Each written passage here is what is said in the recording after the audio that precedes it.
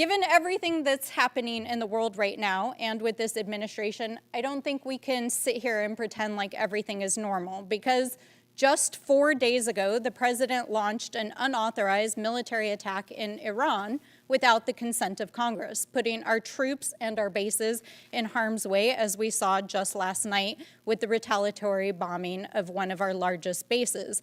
And Madam Chair, I have actually been extremely grateful and wholeheartedly agree with your outspoken advocacy against this war. But like so many in this administration, so many days and weeks, this follows weeks of chaos here at home. As the president has deployed U.S. Marines and National Guard on our own soil against our own people, his DHS secretary and federal officials shoved a U.S. senator to the ground, DOJ indicted a sitting congresswoman in this House for doing her job, and tried to arrest a New York City official in a federal courthouse. This is not only not normal, it is dangerous, it is anti-American, and it is anti-democratic. And so we're not going to sit here today and pretend like what this administration is doing is normal. And we're not going to sit here and pretend like DOGE is just some normal government program. It is a scam in service of a political agenda. While we came to the table at the beginning of this whole process in good faith with real ideas, bipartisan ideas that folks have been working on for years, and a desire to actually fix and modernize the federal government, what we've seen from DOGE is the exact opposite. It has so failed in its stated mission of saving money that even the president asked if it was bullshit as Elon Musk was exiting the building. And if they want to talk about fiscal responsibility, while we're sitting here, they're still trying to pass a reconciliation bill across the aisle that would saddle taxpayers with $2.5 trillion in deficit spending. And in the last few weeks, reports have revealed that DOGE may actually have cost the federal government more than it actually saved because of the mass firings, dismantled agencies, stolen data, lawsuits, agencies in chaos, agencies that are not able to do their basic operational duties. This is not efficiency. This is a scam. And that's not even to mention the completely reckless and needless suffering that DOGE has caused.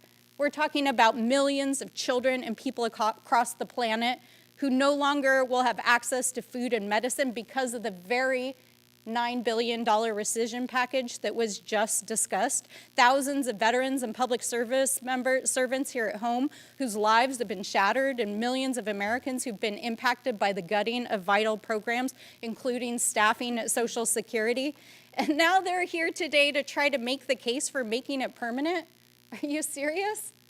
Really? Are you serious? I can't even believe my ears. So why are they actually trying to make DOGE permanent?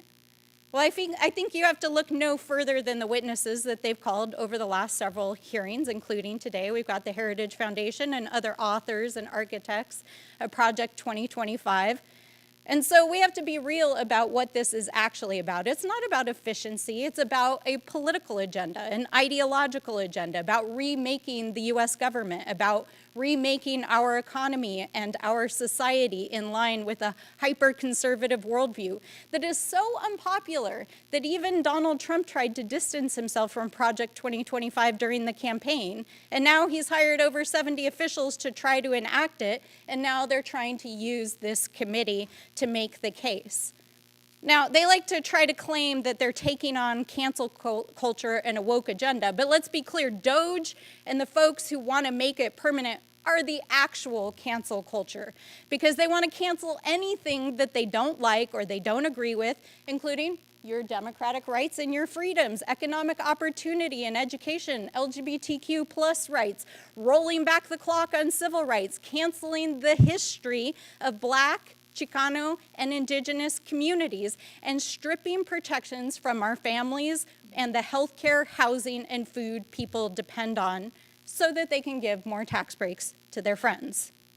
But this is all part of a wider agenda that is now seeking to apply political purity tests to government programs and services, including both federal employment and, yes, veteran services. Let me repeat that again. Even veterans benefits. They want to apply political purity tests to your VA benefits. Folks, this is not about efficiency.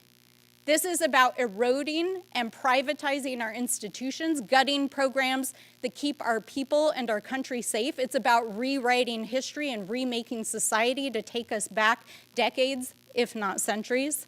In short, it's about making this country less free, less democratic, less prosperous, and frankly, consolidating power under Trump and his allies who are becoming increasingly dangerous, ideological, and yes, autocratic. So we have to be clear-eyed about what is actually going on.